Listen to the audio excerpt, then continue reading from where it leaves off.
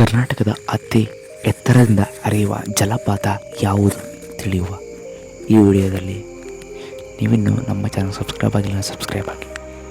ಅದರ ಸ್ಥಾನದಲ್ಲಿ ಛಮ್ಮ ತೀರ್ಥ water falls. ಇದು 9 ಮೀಟರಿಂದ ಎತ್ತರದಿಂದ ಹರಿಯುತ್ತದೆ ಮತ್ತು ಉಂಡ ಚಿರಚನ್ಮಾಲ್ಯ ಜಲಪಾತ ಇದು 43 ಮೀಟರಿಂದ ಎತ್ತರದಿಂದ ಹರಿಯುತ್ತದೆ. ಮತ್ತು ಇರುಪು ಫಾಲ್ಸ್ ಇದು 52 ಮೀಟರ್ ಎತ್ತರದಿಂದ ಹರಿಯುವ ಜಲಪಾತವಾಗಿದೆ.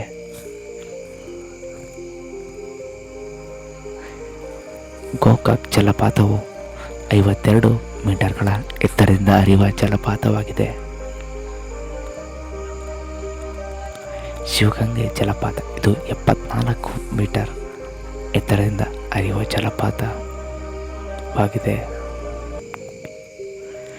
ಶಿವನ ಸಮುದ್ರ ಜಲಪಾತ ಇದು 98 ಮೀಟರ್ಗಳ ಎತ್ತರದಿಂದ ಹರಿಯುವ ಕರ್ನಾಟಕದ ಜಲಪಾತವಾಗಿದೆ.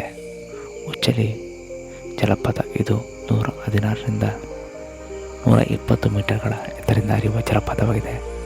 ಅಬ್ಬೆ ಜಲಪಾತ ಇದು 168 ಅಡಿ ಮೀಟರ್ಗಳ ಎತ್ತರದಿಂದ ಹರಿಯುವ ಜಲಪಾತವಾಗಿದೆ. ಮತ್ತು ಬಾಗೋಡು ಫಾಲ್ಸ್ ಇದು 998 ಮೀಟರ್ಗಳ ಎತ್ತರದಿಂದ ಹರಿಯುವ ಜಲಪಾತವಾಗಿದೆ. ಮತ್ತು ಜೋಗ ಜಲಪಾತ ಇದು 252 ಮೀಟರ್ಗಳ ಎತ್ತರದಿಂದ ಹರಿಯುವ ಜಲಪಾತವಾಗಿದೆ.